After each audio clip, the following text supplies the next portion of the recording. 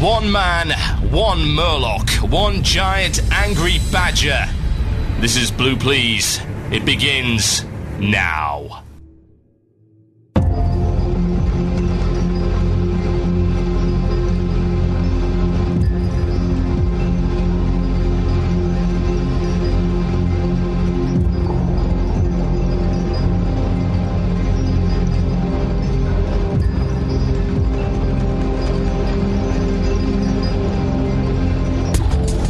Yes, indeed, folks. Welcome to Blue Please here on CynicalBrit.com with myself, Tolabiscuit. The date today is the 19th of Feb, 2010. It is 8 p.m. GMT. It is 3 p.m. Eastern. It is midday on the other side of that crazy country. Or is it? Probably. I don't care. It's Blue Please. That's all that matters, folks. We should have an official Blue Please time. An entire time zone dedicated to this show.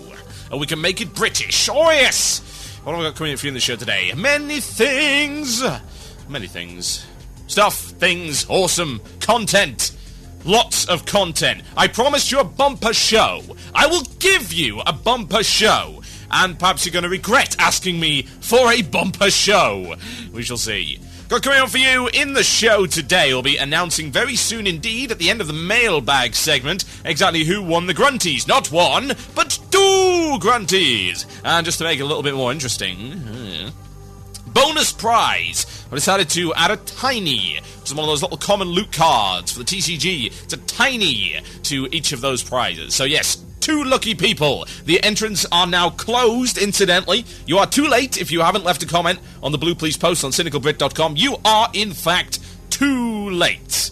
Don't worry, we'll have more competitions coming up for you a little bit later. Also going to be announcing an exclusive interview for next week. Gonna be good stuff, folks. Also, new possible raid in the form of the Ruby Sanctum.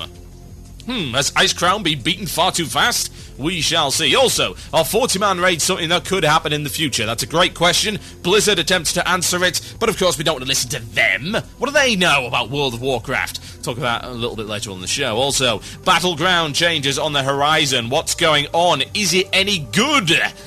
Maybe, maybe not. And that's not all. The new boss in VOA is absolutely abysmal! Let's talk about that later in the show, folks. Why not? Just tell me why. Give me one good reason. You don't have one, do you? No, didn't think so. Why am I whispering? I don't know. Cap off the show. Ladies and gentlemen, children of all ages, it's the illusion of choice. Yes, indeed, folks. Taking your emails to themurloc@gmail.com. That is themurloc@gmail.com. You pick the last topic of this show. But that's not the end of it. Oh, no. Absolutely not. Got more stuff coming. Yes. 2 tracks. Not one, but 2 fantastic tracks from Frank Klepacki's new album, Veracia. Oh, yes. Coming up a little bit later on the show, folks. And the podcast listeners get to hear them too. Thanks to Frank for letting us do that. That's going to be absolutely fantastic. I'll tell you where to get his album a little bit later on. Are we done? No, we're not. How long is this show going to be? I have no idea. Really damn long, most likely. Yes. Because I heard some of you might be interested in a little game by the name of StarCraft 2. Okay. How about I stream you some StarCraft 2 at the end of the show? How about we pipe the audio through, and I play a game against the AI? First time I've ever played it. I have never touched this game before at all. I just downloaded my beta, so it'll literally be a virgin playthrough of StarCraft 2. Bearing in mind I'm absolutely terrible at it. Be streaming that one, you'll get to hear that, and you can ask questions in the IRC channel. Yes, indeed. That's irc.quakenet.org, #CynicalBrit, or head over to the web chat. Just go Google web chat QuakeNet. I shall put that up for you, and I'm looking towards putting a real video together over the weekend. But for the moment, we're going to do an audio stream.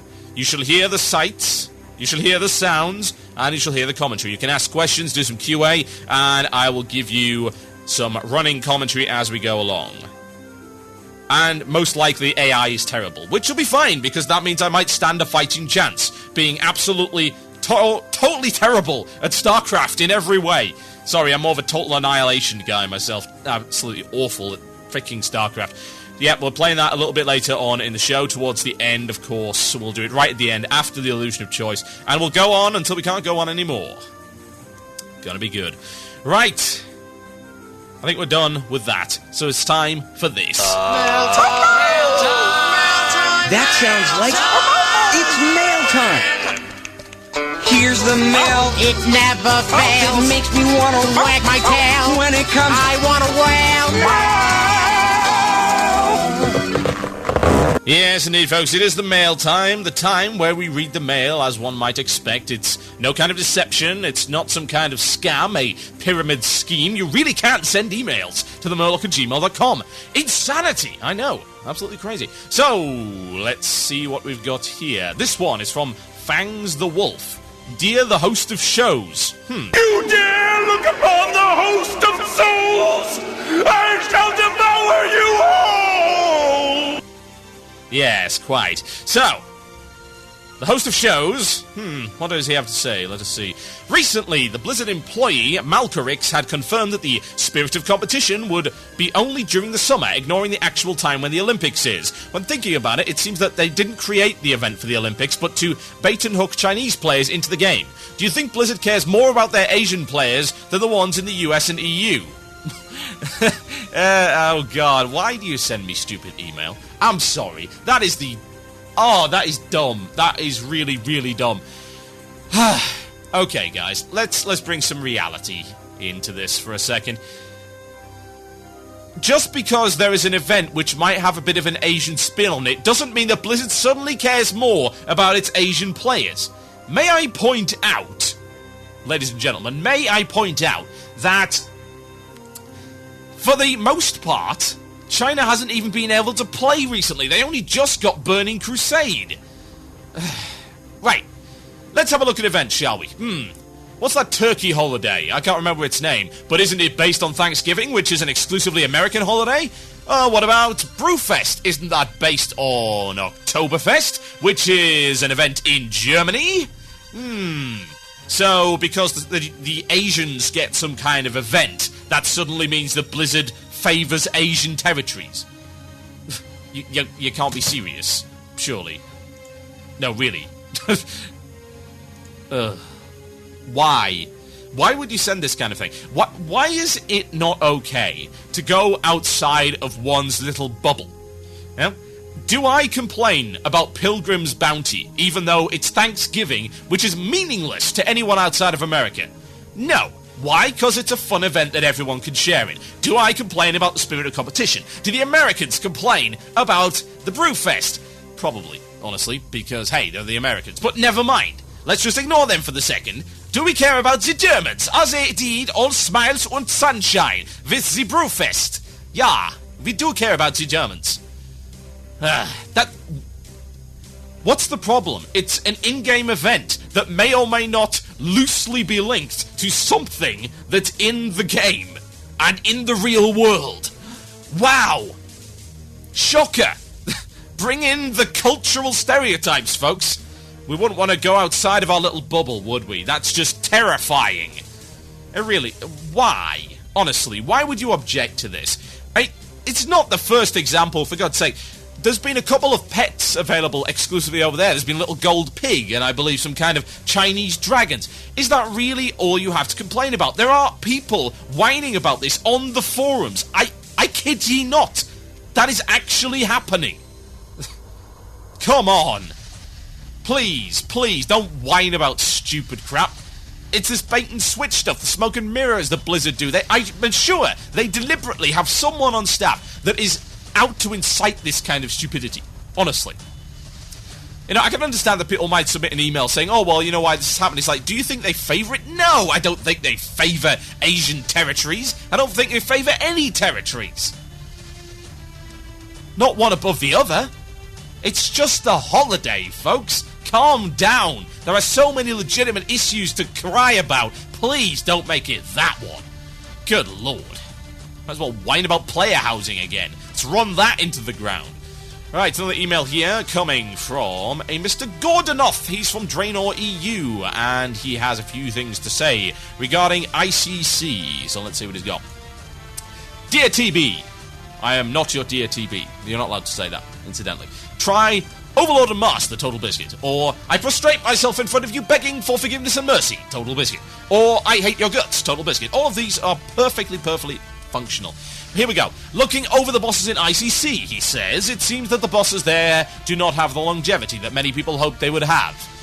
Well, I think everyone always hopes that bosses have longevity of some description. Anyway, a lot of people seem to put this down to bad instance design on the part of Blizzard, and that they are no longer able to produce the endgame bosses that can keep top-end raiding guilds occupied for months. However, as you've said a few times on your show, the fact that hardcore raiding guilds are becoming better and better at what they do means it's becoming harder and harder to design an encounter that can keep the top-end players occupied. My friends and I were discussing methods that Blizzard could use to create more challenging encounters short of making bosses hit for so much more damage, require so much more DPS, that they're impossible when they're first released. Blizzard's response is to gate the content and give people a certain number of attempts per week. However, this is looking at ICC. It doesn't appear to have worked. While discussing this, an interesting idea cropped up, that of Boss AI, which has so far been completely lacking from the game. So he goes on and on and on. Yeah, Boss AI would be really interesting. So, okay, there's a few things about this. Firstly, Boss AI is a reasonably good idea, but it's also almost impossible to properly balance in a game like this. The only way that raiding can currently work without a huge overhaul is for raid bosses to be predictable. Yeah, it's a dance. Yeah, it's a procedure that you have to master in order to beat it. You can't have a boss suddenly turn around and say, "Actually, today I'm not going to do that. I don't feel like it. I got up on the wrong side of the bed this morning. I didn't get my porridge. My coffee was stale. I left it in the coffee heater thing all night. It's horrible. It's like brown goop, like some kind of caffeinated bovril. It's horrendous. And that is why I decide to screw over the next raid that comes in here. You know why? Because I had a bad sleep. It doesn't work. You can't have that happen. You need the predictability. It's the only way you can properly coordinate. Yeah, you can have some wildcards, but you've always got to know that there's going to be an ability. It might happen around this time, and this is how you deal with it. You know, what would Boss AI consist of exactly? Are we looking at, I don't want to use my ability ever, because that could just be put in as a randomized thing, and to be honest, that's already in the game anyway. Not all boss abilities are entirely predictable. Sometimes they happen within a certain range of time. What do we want him to do? Run away from the tank? You can't do that. Therein lies the problem. The way that you've got this designed, and this really counts for most MMOs these days, is the tank has got to take the damage. If the boss suddenly decides, I don't want to hit the tank anymore, I want to go hit the healer, then you can't beat the encounter. You just can't. You'd have to radically redesign everything. For one thing, the healer would have to have some method of actually surviving. You know, hey, it goes for the paladin. Okay, it can divine shield. What about anyone else? What about it comes from me as the mage? You know, is that Boss AI, or does that just become a gimmick where I have to use some kind of threat drop? You know, it's funny that you talk about AI, because AI in general is a series of scripts. Yeah? It's like, you look at the AI of, say, a fighting game. The fighting game AI is designed to respond to certain situations in a certain way. Yeah? Kind of like a boss in WoW, only maybe a little bit more advanced. AI is mostly smoke and mirrors. It's tricking you into believing that the opponent you are fighting, driven by a computer, is actually thinking like a real person. And most of the time it fails to do that. It's generally speaking got a bunch of canned responses, which is, again, like World of Warcraft. It's got a bunch of canned abilities, canned responses to certain situations and actions. So I don't really know how far you can go there. Now, what I will say regarding the comment on, is ICC too easy? I don't think so.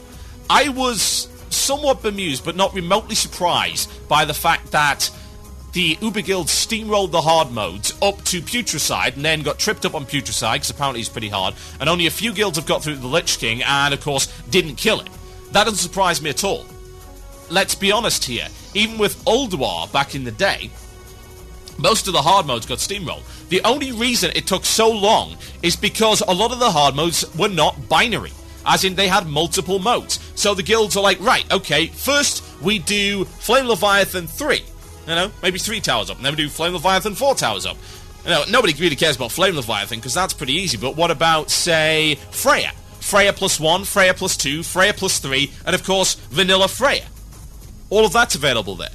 Now, the binaries, there are a couple of them, but only one of them was really all that hard, and that was Firefighter. Firefighter took a bit of time. I would compare Firefighter to Putricide, in the fact that it tripped up the guilds that went there. And then the last thing to really trip people up was, in fact, as you might have guessed, Yogg +0, which again was a non-binary hard mode. That's why, folks. That's why it tripped people up. And you can say maybe Algernon did, but it really didn't. And it was 1 hour a week, and it was beaten within 3 weeks, so about 3 hours worth of attempts. Didn't really trip anybody up. Yogg +0 did. But again, you're looking at something which is the hardest fight, really, that they've ever put out, to the point where people were claiming it was mathematically impossible. Evidently it wasn't, but there you go. So yeah, that's my conclusion on that. I don't think that it's too easy, honestly, but I do object to the fact that there are only 2 modes of difficulty. Yeah? Easy, quote-unquote, or just normal and hard. Therein lies the problem. You need a wider variety of difficulty levels to ensure that everyone gets a fair shake. Right, ladies and gentlemen, I promised you brand new Frank Lepaki. I'm going to give it to you right now. It's from his new album, Veracia. I'll tell you where you can get this directly after the break, and I'll also announce the winners of the Grunty contest. This goes by the name of Overpower. I'll be right back after this, folks. Enjoy.